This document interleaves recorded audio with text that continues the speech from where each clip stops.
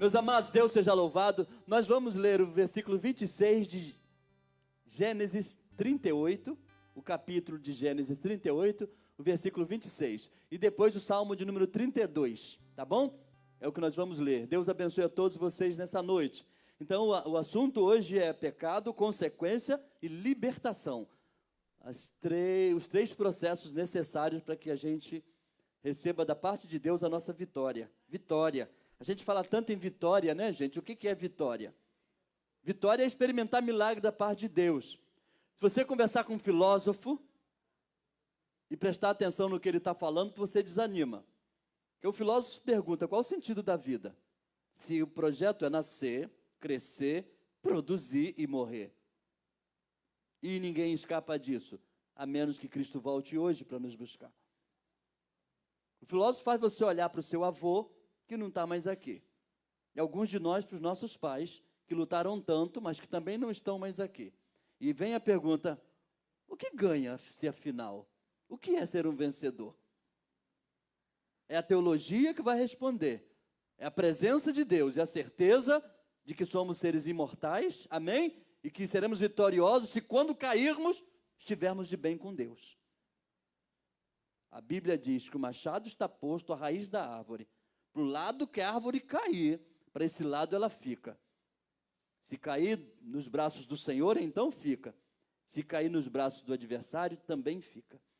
Amém? Então, afinal, vitória é viver aqui na presença do Senhor. Amém? E eu quero dar uma boa notícia para vocês. É preciso se esforçar. Mas dizer que é difícil, não.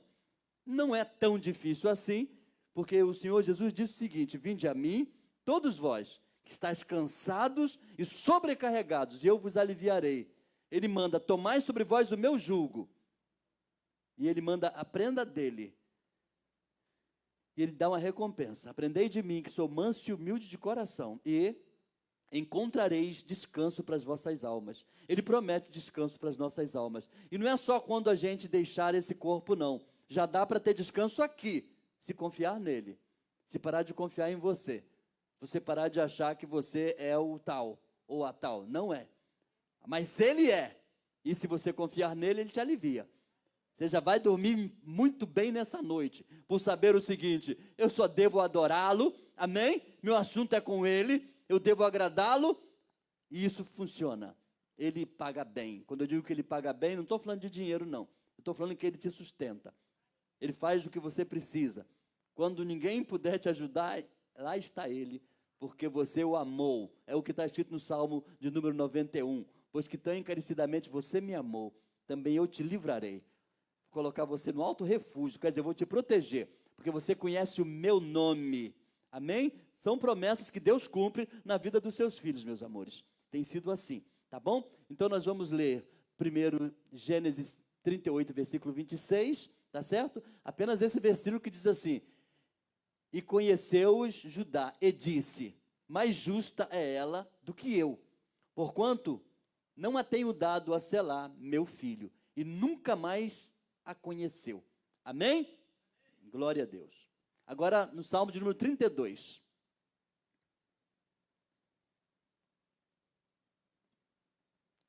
Então, bem-aventurado aquele cuja transgressão é perdoada e cujo pecado é coberto.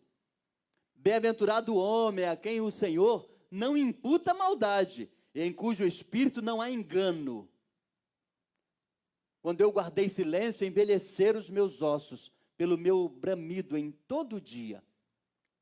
Porque de dia e de noite a tua mão pesava sobre mim. O meu humor se tornou em sequidão de estio. Confessei-te o meu pecado, e a minha maldade não encobri. Dizia eu, confessarei ao Senhor as minhas transgressões, e tu perdoaste a maldade do meu pecado. Por isso, todo aquele que é santo orará a ti, a tempo de te poder achar.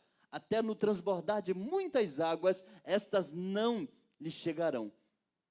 Tu és o lugar em que me escondo. Tu me preservas da angústia. Tu me cinges de alegres cantos de livramento. Instruir-te-ei e ensinar-te-ei o caminho que deve seguir. Guiar-te-ei com os meus olhos. Não sejais como o cavalo, nem como a mula, que não tem entendimento, cuja boca precisa de cabresto e freio para que não se cheguem a ti. O ímpio tem muitas dores, mas aquele que confia no Senhor, a misericórdia o cercará. Alegrai-vos no Senhor, regozijai-vos vós os justos, e cantai alegremente, todos vós que sois retos de coração. Regozijai-vos no Senhor, regozijai-vos no Senhor, vós justos, pois aos retos convém o louvor. Amém. Senhor, nós te louvamos pela sua palavra. Nós te bendizemos e te exaltamos. Não há Deus como o Senhor que livra. Não há Deus como o Senhor que guarda. Não há Deus como o Senhor que protege. Só o Senhor é Deus. Deus de Abraão, de Isaque e de Jacó. Como está escrito ali, a sua bondade nos seguirá, nos cercará. Oh Deus, nós te louvamos por todo o bem que nos tem feito, pelos muitos livramentos demonstrados ao longo de nossas vidas.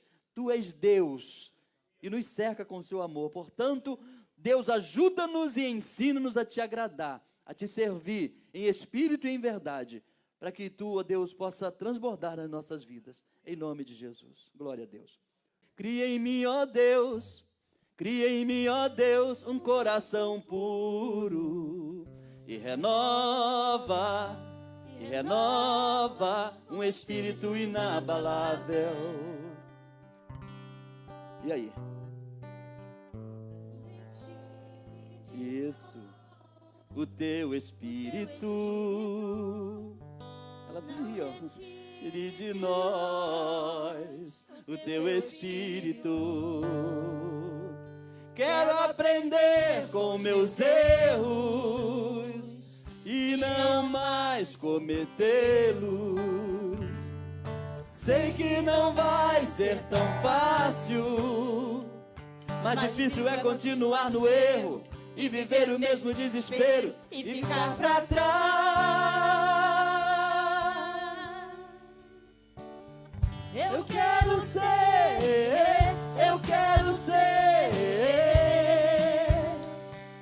um homem segundo o coração de Deus. Eu quero ser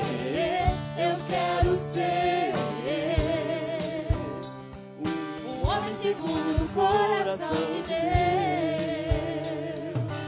Se tu olhares, Senhor, pra dentro de mim, nada encontrarás de bom. Mas um desejo eu tenho de ser transformado. Preciso tanto do seu perdão.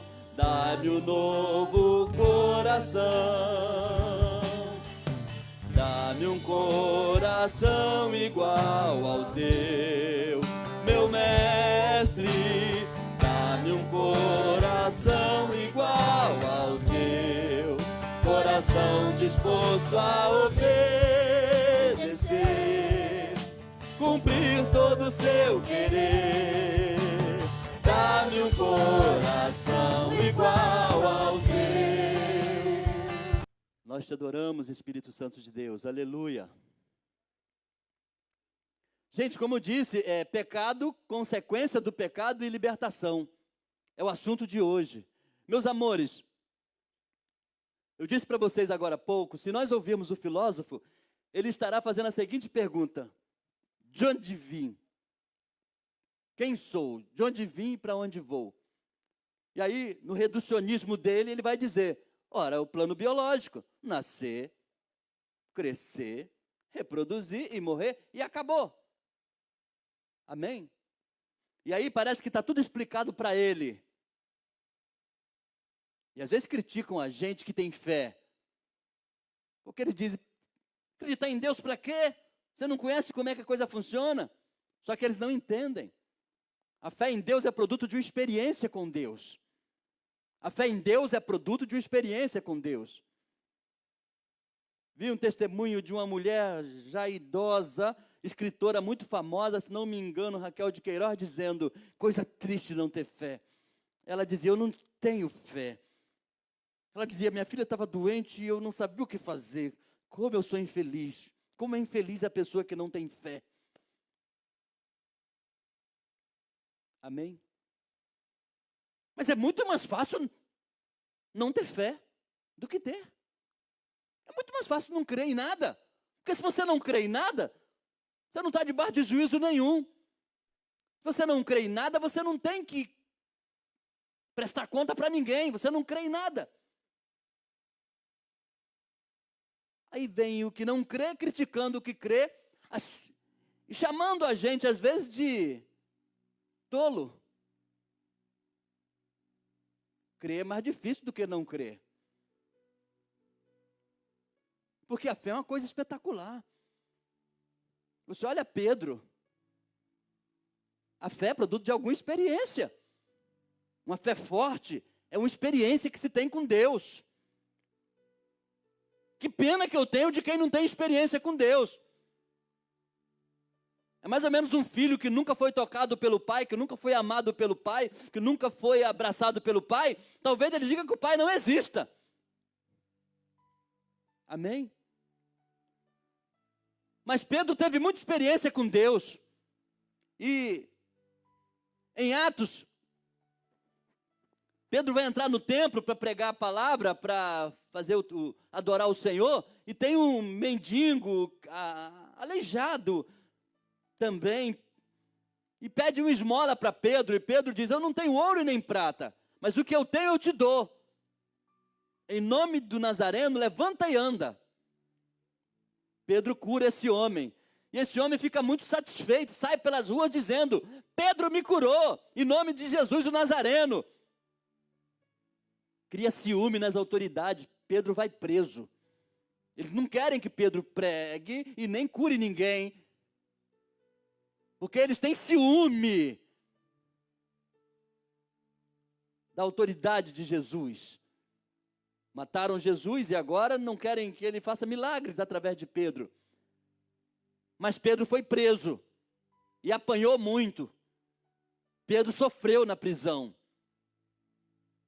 Mas Pedro foi abençoado porque Gamaliel intercedeu por ele. E a igreja também orava. E Pedro foi solto. Eles tiveram que soltar Pedro. Mas eles soltaram Pedro e ameaçaram Pedro. Eles soltaram o apóstolo Pedro e ameaçaram o apóstolo Pedro. E disseram para ele, você para de pregar esse evangelho, para de falar essas palavras, porque nós te prendemos agora.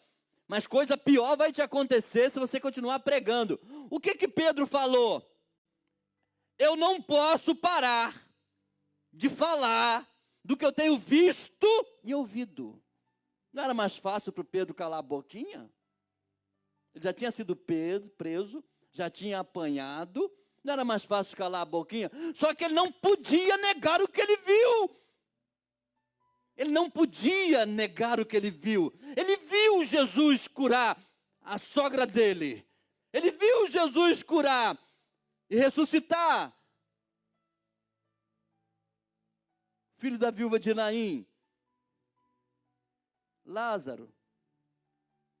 Ele viu Jesus transfigurar. Ele viu Jesus conversando com Elias e com Moisés. Foi uma visão. Ele viu, Pedro ficou tão extasiado que ele disse, é bom estarmos aqui, vamos fazer 2 tendas, 3 tendas, uma para o Senhor, uma para Elias e para Moisés. Que coisa linda. Pedro ficou tão encantado que ele esqueceu dele. Vamos fazer para vocês. Característica de quem vê Jesus, esquece de si mesmo. Amém? Aí Pedro agora está diante de uma coisa, é só você duvidar de Jesus que a gente te libera. Mas ele diz, mas eu não posso deixar de falar da minha experiência com ele. E Pedro continuou pregando e fazendo milagre e sendo abençoado e abençoando pessoas, porque, meus amores, a fé precisa estar firmada em alguma experiência.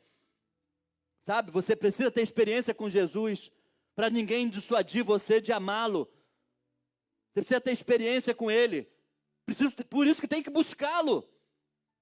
E eu vejo muita gente se afastando da presença do Senhor. Muita gente querendo dizer que é cristão, mas não quer buscar ao Senhor. E a Bíblia é categórica. Buscai ao Senhor enquanto se pode achar. Invocai-o enquanto Ele está por perto. É o mandamento. Para quê? Relaciona-se com Ele, para ter experiência com Ele. Amém? Aí você não vai negar nunca. Porque acreditar é que é difícil, gente. Não acreditar é muito fácil, porque te isenta de tudo. Quando a pessoa não acredita, ele acha que ele é isento de tudo. E eu citei para vocês o exemplo dessa escritora muito famosa, né, que ela deixou esse testemunho de como é triste não ter fé, para que você entenda que a fé é um dom de Deus. E você tem que cultivar a sua fé. Você tem que cultivar, tem que cuidar dela. Amém? Porque a nossa fé será solapada nesses dias. Tem momento na vida de todos nós que parece que o céu está lacrado. Tem momento que parece que Deus não quer conversar com a gente. Tem momentos para todos nós. Mas a gente tem que lembrar da experiência. A gente tem que lembrar disso. Que Ele não é surdo, Ele está ouvindo. Agora é Ele quem manda, Ele é o nosso Senhor. Amém? E Ele não vai deixar nenhum filho dele sem resposta. Não vai deixar nenhum filho dele sem ser atendido. Às vezes não é no nosso tempo. Quantos de nós, em nosso desespero, tomamos atitudes que não devíamos ter tomado? E depois olhamos para trás e dizemos, meu Deus, o que eu fiz? Porque na verdade tem que conversar com Deus e esperar Ele responder. Às vezes pode parecer que demora, mas não demora, gente. Não demora, Ele sabe exatamente o que a gente precisa. Sabe? Ele sabe exatamente como quer fazer com cada um de nós. Então eu queria deixar essa palavra introdutória para vocês, só agora que eu vou entrar aqui no assunto, tá bom? Gente, quando lemos lá em Gênesis capítulo 38, versículo 26, nós vemos um patriarca, Judá, dizendo algo muito interessante. No versículo 26, Judá está dizendo, ela é mais justa do que eu. Mas eu vou te contar a história para você entender como foi que Judá chegou a essa conclusão. Ele cometeu algo muito grave. Judá tinha 3 filhos. Onã e Selá. 3 filhos. E ele viveu no tempo onde havia uma lei chamada Lei do Levirato. Onde se um jovem casasse com uma mulher e viesse a morrer, o próximo irmão tinha que se casar com aquela que era sua cunhada e ter filhos. O compromisso era só esse, ter filhos, para que o filho ficasse no nome do irmão falecido. Para quê? Para que o nome daquele irmão não fosse extirpado da terra. Era uma espécie de zelo, de homenagem, né? Mas era uma lei. E morreu sendo casado com Tamar. E o que aconteceu? O próximo irmão era Onã. E aí Judá permitiu que Onã se casasse com Tamar agora, para que tivesse um filho, né? E esse filho ficaria no nome do do primeiro irmão que havia falecido. Mas o que Onã fez? Onã se casou com Tamar, mas quando ele tinha relação sexual com ela, ele tirava o pênis da cavidade vaginal na hora de ejacular e jogava o sêmen na terra. Ele fazia isso porque ele não queria dar filhos ao irmão. Mas qual era a lei? É que ele deveria dar filhos para que seu irmão não fosse esquecido na terra. A Bíblia diz como ele fazia isso sempre. Deus o matou, Deus o puniu, tirando-lhe a vida. Porque na lei era assim. Quando a pessoa está pecando, sabendo que está pecando, não resta misericórdia. Quando a pessoa está pecando e repetindo o seu pecado como se não restava misericórdia. A diferença da graça é essa. Deus ainda fica zangado, mas se você se humilhar perante Jesus e quiser mudar, tu consegue uma chance. Amém? Mas é preciso querer mudar mesmo. E o que aconteceu? Onã morreu. Sobre Onã, é importante dizer para vocês, falam muito em onanismo na religião, se referindo ao ato masturbatório. Mas não é a mesma coisa. Onanismo é o crime de Onã quando não quis dar sucessão ao seu irmão. Esse é o crime de Onã. Vocês entendem isso que eu estou falando? Tá? Só para a gente não trazer para hoje, que alguns pregadores, quando são perguntados sobre isso, eles falam, olha para Onã não vai ver nada, né? Porque o que ele fazia lá, se chamaríamos hoje, seria coitos interrompidos. Seria isso que a gente falaria. Não tem nada a ver com masturbação. Aquilo ali era a negação de cumprir a vontade de Deus. Com isso, não estou dizendo que masturbar é uma prática correta. Já aviso que não é, porque vicia, é ruim, qualquer vício acaba deixando as pessoas destoadas do querer de Deus, né? Mas, por enquanto, é só isso que eu devo dizer a respeito disso. Não é o momento apropriado, não é ideia, tá? Mas só dizer para vocês isso. Judá era pai de Er e de Onã. Er morreu naturalmente. Onã morreu porque desobedeceu a Deus. Tinha um terceiro filho, Selá, novinho. O que Judá faz? Tamar quer casar de novo. E ela não podia casar com homem nenhum. Tinha que ser com Selá, por causa da lei. Mas Judá fica com medo, pensando, poxa, o primeiro morreu. O segundo morreu também. E agora eu vou dar o meu terceiro filho, novinho. Aí Judá chegou para Tamar e falou para ela, deixa ele crescer, quando ele for grandão, adulto, eu te dou. Mas deixa ele crescer mais. Tamar concordou e ficou esperando. O menino cresceu, mas Judá não deu. Judá não deu. Tamar saiu da cidade. Foi para outro lugar. Mas ficou triste, com aquela mágoa no coração, sabe? Porque meu sogro me enganou. Mas um dia, Suá, mulher de Judá, morre. Aí Judá resolve ir à cidade, levar os animais para tosquiar.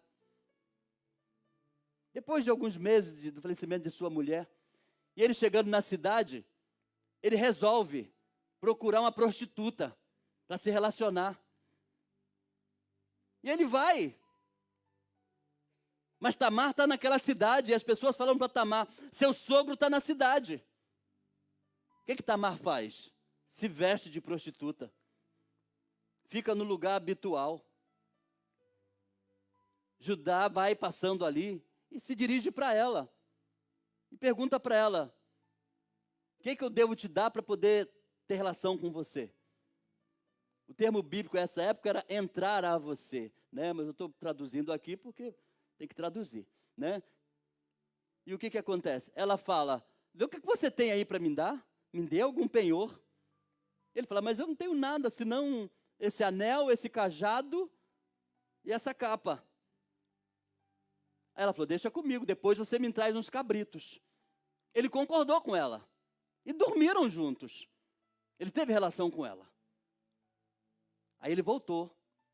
No outro dia ele pegou o seu servo e falou com o servo dele, vai na cidade, leva esses cabritos para a prostituta e traz minhas coisas. O servo dele foi, rodou a cidade toda, perguntou às pessoas, e aquela prostituta que fica aqui? As pessoas disseram, aqui não tem prostituta nenhuma prostituta fica aqui. Aí ele voltou preocupado e falou com Judá, Judá, ninguém conhece essa pessoa. Ninguém conhece essa pessoa.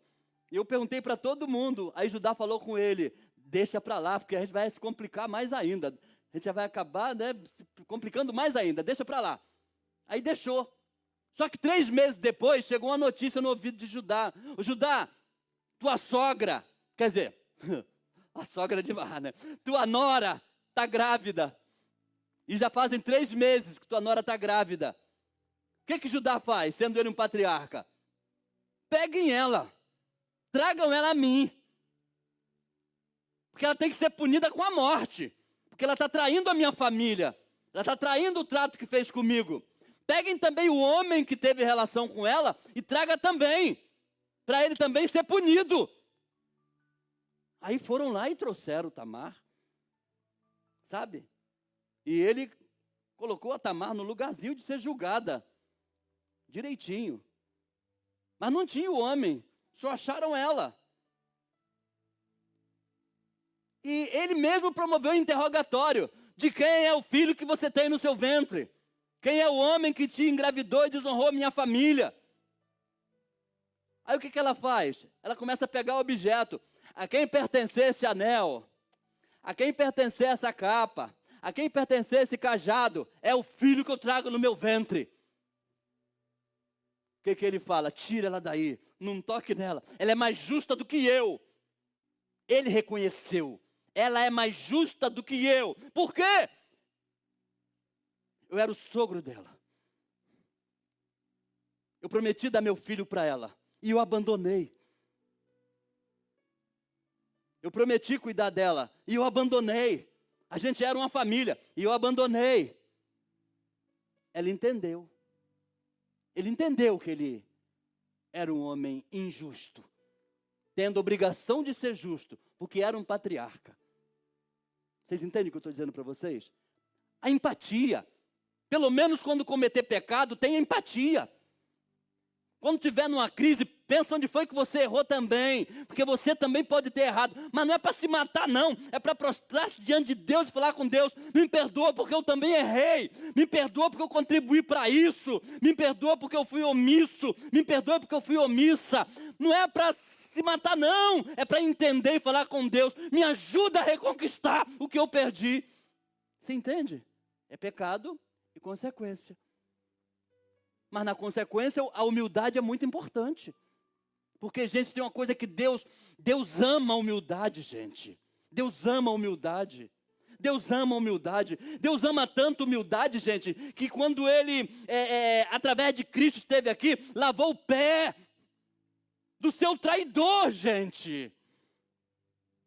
Jesus lavou o pé do seu traidor. Ele ama a humildade. Ele ama a humildade. Deus odeia orgulho. Ele odeia orgulho. Ele despreza a gente orgulhosa. Ele despreza a gente orgulhosa. Porque Ele ama a humildade. Humildade glorifica o nome do Senhor. Pessoa humilde sem palavra glorifica o nome do Senhor. Pessoa humilde calado já está glorificando o nome do Senhor. Amém? Então, quando a gente peca, a gente tem que analisar o que está acontecendo. Quando tem algum sofrimento na nossa vida, a gente tem que pedir a Deus que nos mostre onde foi que eu contribuí para que isso acontecesse. Foi o que Judá fez. Ele reconheceu, pessoal. Ele reconheceu o mal que ele fez para aquela mulher. Ele não a culpou. Hoje em dia nós vimos homens que às vezes traem suas mulheres ou vice-versa. Essas coisas acontecem por ambos os sexos. E as pessoas começam a culpar o outro sozinho. Mas eles se esquecem das noites que ficou na rua e deixou a mulher sozinha. Ele se esquece das vezes que namorou a sua mulher e nem olhou no seu rosto. Ele se esquece das vezes que usou a mulher como se ela fosse apenas um ponto de prazer. Eles se esquecem disso tudo. Mas deviam pensar: houve um momento da minha vida que eu errei. Houve um momento que eu não fui amigo. Houve um momento que eu não fui afetivo. Sabe? Vocês entendem o que eu estou dizendo? É sabedoria quando a gente busca desse jeito. Quando a gente olha para dentro de nós. Veja o louvor que nós cantamos. Se tu olhares, Senhor, para dentro de mim, nada encontrarás de bom. E é verdade, gente. É verdade. No Salmo 51, o salmista Davi vai dizer o quê? Eu nasci em pecado, Senhor. Desde menino eu sou um pecador. É isso que ele diz no Salmo 51. Eu nasci em pecado desde menino. Eu sou um pecador. A minha mãe já me pariu. Estou falando parir para você entender. A minha mãe já me pariu em pecado. Eu sou um pecador de nascença. Mas o Senhor é justo no julgar. O Senhor tem direito de me corrigir. Olha só, gente. Por que ele alcançou a misericórdia? O pecado de Davi foi hediondo. Mas ele alcançou a misericórdia. Porque ele pediu a Deus muita coisa. Quando o bebezinho, produto desse momento dele com Betseba primeiro, morreu, ele orou muito para que Deus o ouvisse. Ele estava acostumado a falar e Deus ouvir. Mas naquele momento Deus ouviu, mas não quis fazer o que ele queria. Porque Deus queria ensiná-lo alguma coisa. Ele não deixou de ser crente por causa disso. Ele não deixou de ser crente por causa disso. Ele lembrou do pecado dele. Ele lembrou da miséria dele. Ele lembrou do homem que ele matou. Ele lembrou do que ele fez. Vocês entendem? Então, uma das coisas boas quando a gente, como pecador, se coloca diante de Deus é a ideia de que o Senhor sabe o que está fazendo. e a gente se humilha diante dele, e a gente se prostra diante dele, sabe? E a gente não tem prazer em pecar, isso é maravilhoso. Quando a gente fala, o pecado é atraente, o pecado é convidativo, mas a gente é inteligente. Nós somos inteligentes. Lembro de um professor que hoje, eu nem sei se ele está vivo ainda, Elias Nunes Frazão, um homem fantástico, eu era pastor e professor, e numa aula em 1999, ele me deu uma aula em psicologia do desenvolvimento, então ele estava falando na sala de aula, ele perguntou para os alunos se a sexualidade no homem é puro instinto. Uns disseram que era por instinto, e outros disseram, não sei. Eu disse não sei, porque é bom a gente não entrar nessa direto, né? E para aqueles que disseram que é instinto, ele negou, ele falou, não é instinto, não em nós. Em nós é razão, a gente é inteligente. E ele explicou por quê. Ele disse, uma cadela, estando no cio, o cão não quer saber se ela está com a perna quebrada, se os dentes delas estão estragados, se ela está com mau hálito, se ela está cheia de sarna. O cão não quer saber, vai acontecer, porque é instinto, é reprodução. Mas ele diz, mas nós não. Nós chegamos e olhamos.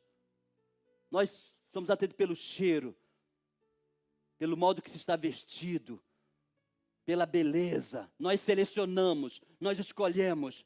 E é esse ponto que eu quero chegar. Por que Deus cobra da gente? Porque por mais atraído que tu esteja, nós temos que pensar, está errado. Está errado. Não está certo. Não vai dar certo. O que vai acontecer depois? Amém? O que é que vai acontecer depois? E aí eu quero chamar a sua atenção, queria pedir para você, bota lá o Salmo 32, para a gente analisar aqui, item por item, para você ver o que eu estou dizendo aqui. Para a gente encontrar libertação das nossas misérias, é colocar o coração quebrantado perante Deus. Se você quebrantar seu coração, Deus não rejeita não, Ele aceita. Se você se arrepender de verdade, Ele aceita. E quando a gente se arrepende, a gente começa a crescer na presença do Senhor. Crescer como, gente? Começa a ter experiência com Deus. Ele começa a te mandar ajuda. Porque é assim que Deus faz. Quando tu se esforça bastante numa guerra, Ele manda anjo te ajudar. Foi assim com os homens dele, conosco também. Vamos lá, gente. Falando agora sobre o processo de libertação. Bem-aventurado aquele cuja transgressão é perdoada e cujo pecado é coberto. Bem-aventurado é o quê? Feliz. Feliz. A pessoa cuja transgressão é perdoada e o pecado é coberto é uma pessoa feliz. Amém? Feliz porque está pacificado com Deus. Bem-aventurado o homem a quem o Senhor não imputa maldade e em cujo espírito não há engano. Veja bem, é feliz o homem, amém? Cujo Senhor sabe, ele não é mau. Ele é fraco, mas não é mau. Ele não é covarde. Sabe, tem diferença. O fraco e o covarde é diferente. O fraco é aquele que não tem força. O covarde é aquele que ri da dor do outro. Esse é o covarde. E bem-aventurado é aquele que tentando não conseguiu, mas gritou pelo nome do Senhor, Ele foi e te puxou e te botou de pé. Feliz é esse. Amém? Que Deus abençoe. Quando guardei silêncio, envelheceram os meus ossos pelo bramido em todo dia. O que o salmista está dizendo? Que enquanto não confessou o pecado, a mágoa, a dor e o sofrimento envelheceram seus ossos. Amém? O que ele está dizendo é que mágoa, que apodrece os ossos, acomete o ser humano quando ele tem uma culpa que ele não quer confessar. Ele dorme com aquela culpa, ele acorda com aquela culpa. Quando ele vai orar, ele sabe que não tem moral para orar. Ele vai morrendo a cada dia. Por isso, quando ele confessa ao Senhor, porque tem gente que eu vou confessar para alguém, confessa para quem pode ser confessado, confessa para o Senhor e muda. Porque pecado confessado e deixado alcança misericórdia da parte de Deus. Amém, meus amores? Porque de dia e de noite a tua mão, olha só, de dia e de noite a tua mão pesava sobre mim. E o meu humor, quer dizer, a minha alegria, se tornou em sequidão de estio. Quer dizer, não chove, não tem alegria, não tem paz. dia e noite, eu me sinto acusado, eu me sinto culpado. Você sabe o que é culpa, não sabe? Culpa é o sentimento de que fizemos alguma coisa errada e por isso merecemos punição. Amém? E o homem pode mentir para todo mundo, mas você sabe o que você fez e Deus também sabe o que você fez. E por essa certeza, você então não tem sossego. Por isso o ideal é humilhai-vos diante da potente mão de Deus, prostre diante dele e conta tudo para ele. Conte com lágrimas, conte de verdade, que ele vai te perdoar. Aí vem a palavra dizendo, confessei-te o meu pecado e a minha maldade não encobri. Entende? Eu confessei o meu pecado e a minha maldade não encobri. Abri o coração perante ele. Confessei-te o meu pecado e a minha maldade não encobri. Dizia eu, confessarei ao Senhor as minhas transgressões. E ele perdoou a maldade do meu pecado. Por isso todo aquele que é santo, olha gente, está vendo aí o texto dizendo o santo pode pecar. Porque está falando de santo que pecou. Porque eu expliquei para vocês, santo não é o bonzinho não. Santo não é o bonzinho não, santo não é o cínico não, que fica lá, não é esse não. Santo é o homem que tentado glorifica o Senhor. Santo é o homem que quando vê uma mulher, identifica que é uma mulher que ele acha bonita, mas ele diz, mas por causa da glória de Deus, eu vou ser fiel a Deus. Você entende o que eu estou falando para você? Eu vi o testemunho de uma mulher, eu achei muito bonito ela dizendo, eu estou sofrendo hoje porque eu me casei de forma errada. Porque eu sempre pedi a Deus que me desse um marido que amasse mais a Deus do que a mim. E o meu marido me traiu, porque ele me amava mais, ele amava mais a mim do que a Deus. Talvez isso pareça confuso para você, mas eu vou explicar para você. A pessoa que ama a Deus, sobre todas as coisas, dificilmente ele vai trair alguém ou pecar. Porque Deus está em todo lugar e ele tem medo de Deus. Ele ama Deus, ele tem temor de Deus. Sabe, mas se ele ama mais a esposa do que a Deus, quando a esposa estiver perto, ele não vai fazer nada de errado. Mas quando ela não estiver, ele vai achar que não tem ninguém olhando a ele, porque ele não ama mais ninguém. E é isso que ela disse, se ele amasse a Deus, ele nunca teria feito o que ele fez. Porque na minha frente ela é impecável. Mas quando distanciou, eu não estava lá. Mas Deus estava, eu queria que ele amasse a Deus mais do que a minha, então ele não teria feito o que fez. É um pensamento correto. É um pensamento correto, pessoal. Como pastor, tive a oportunidade de acompanhar pessoas e pessoas. Acompanhei várias pessoas, esposas de marinheiro, que teve uma situação que eu conheci que eu achei muito lindo. O homem acabou de casar, um mês depois a marinha chamou ele para a viagem de ouro, 6 meses, andando por aí. Ele chegou para mim e falou comigo, bispo, o senhor ajuda, viu?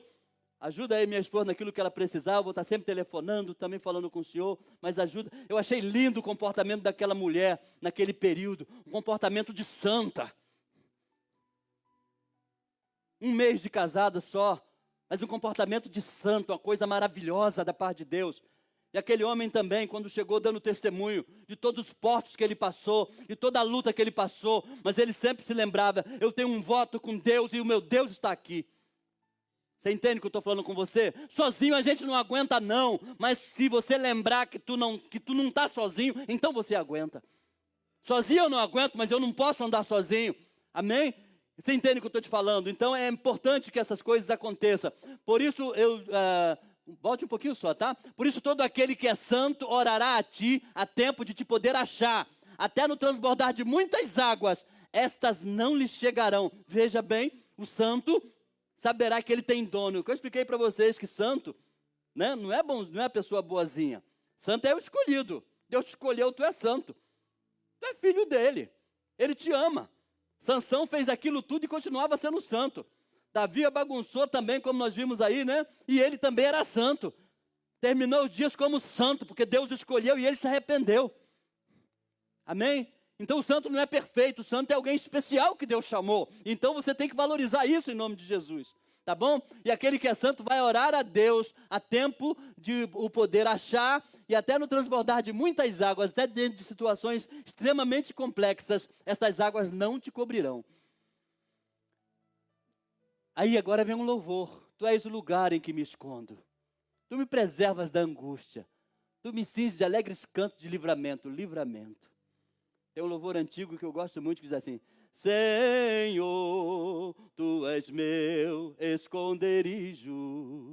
Minha vida eu entrego em Tuas mãos. Afasta de mim a tristeza e enche de alegria o meu coração. Afasta de mim a tristeza e enche de alegria o meu coração. Isso é um hino de louvor. Amém? Depois de toda a batalha, Ele te coroará, está escrito. Depois da guerra, Ele te coroará. Entendeu? Está doendo, mas vai sarar, você não está sozinho. Amém? É como aquela música diz, 2 pares de pés na areia. Filho, esses passos são meus. Nas suas horas de angústia, eu carregava você. Amém? É bom a gente acreditar nisso, porque é assim que funciona no mundo espiritual. É por isso que você aguentou. Amém, meus amores? Então, meus amores, esse é um louvor. É um cântico de louvor ao nosso Deus. Olha só o que a pessoa, depois de perdoada, ela resolve fazer. Tanto no Salmo 51 quanto no 32, o que Davi fala no 51? O Senhor me perdoa e eu vou ensinar os transgressores o seu caminho. Ele fica agradecido, ele quer adorar, ele quer fazer alguma coisa, ele quer servir. Isso já é o processo de libertação acontecendo. Você está livre, né? Agora eu vou adorá-lo, agora eu vou servi-lo, sabe? Eu vou recompensá-lo pelo mal que eu fiz. Gratidão, né, pessoal? Então, instruir-te-ei, ensinar-te-ei o caminho que deve seguir, guiar-te-ei com os meus olhos. Não sejais como o cavalo, nem como a mula, que não tem entendimento, cuja boca precisa de cabresto e freio para que se não se cheguem a ti. Veja, gente, um momentinho só aqui. Presta atenção nisso. Quantas vezes na igreja você chega para uma pessoa e fala com ela, para com isso. Isso é feio, isso é fofoca. Para de falar daquilo que não te interessa. Para de falar para os novos convertidos coisas da igreja. O novo convertido não está pronto para ouvir certas coisas. Para de falar a respeito do seu pastor para a pessoa que acabou de chegar. Talvez ele não vá perguntar para o pastor, talvez ele vá embora e nunca mais volte aqui. E a culpa é tua. E a Bíblia diz, ai daquele por intermédio de quem vier o escândalo. Melhor seria que não tivesse nascido, ou nascendo, que amarrasse uma corda no pescoço com a pedra e se jogasse dentro do rio. Você está entendendo o que eu estou falando com você? E a pessoa escuta isso e continua fazendo a mesma coisa. Aí eu lembro da mula e do cavalo, só botando o cabresto. Só botando o cabresto. Porque falar não adianta. Mas a Bíblia está dizendo, não seja como o cavalo. Não seja como o cavalo, nem como a mula. Ouve a palavra e dá crédito. Ouve a palavra e dá crédito. Quer dizer, aprenda. Entendeu? Essa palavra é bonita, porque ela está dizendo isso. Está falando de pecado. Está falando de pecado. Fofoca. Fofoca é simples, gente. A pessoa pensa que fofoca é coisa absurda, não é não. Eu chego para o Paulino e falo com ele uma coisa aqui. Paulino, estou falando para você. Você precisa saber. Aí ele vai falar para todo mundo. Ele está errado. Eu falei para ele. Ah, mas o senhor não proibiu, mas você não é repórter?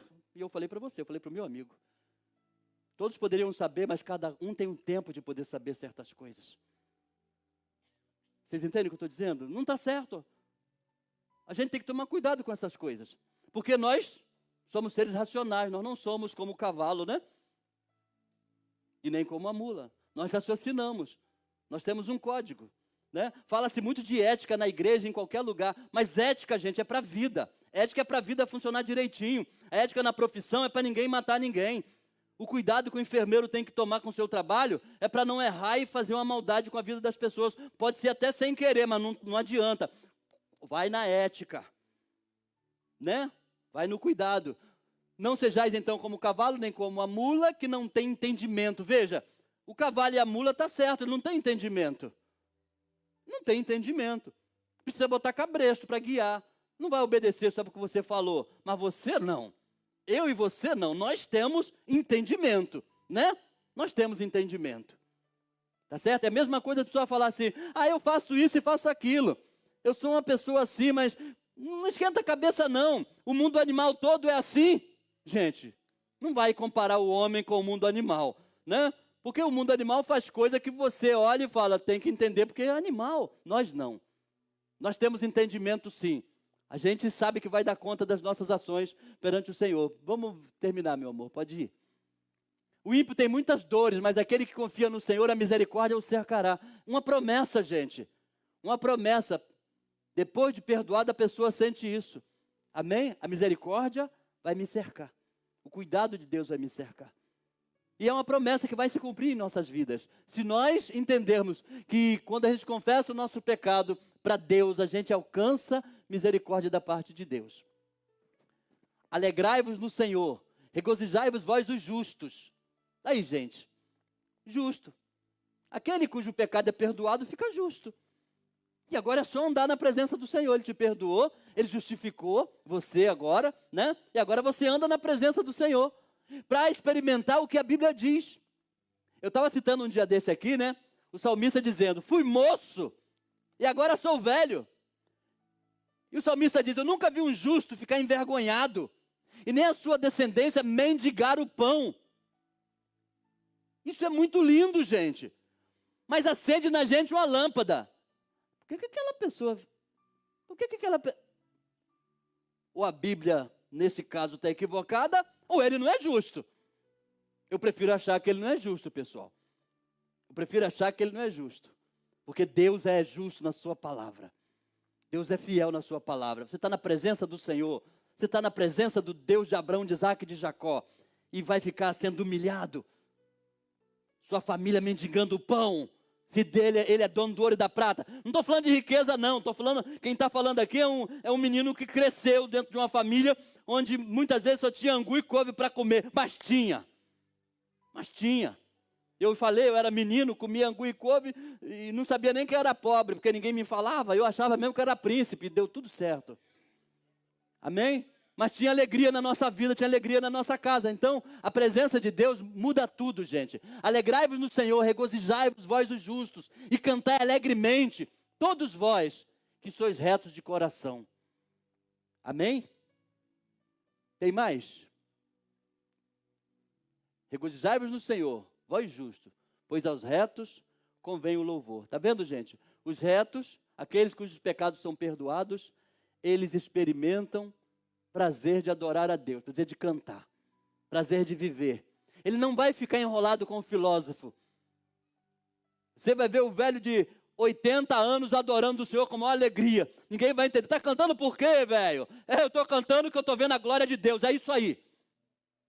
Entende? Eu estou cantando porque eu fui moço. E eu vivi a minha mocidade. Eu fui jovem. Eu envelheci na presença do Senhor. E agora eu estou vivendo de lucro, a presença dele é sobre a minha vida. E agora eu estou pronto, a hora que ele chamar tá bom. É assim que o santo fica, gente, é assim que o santo fica.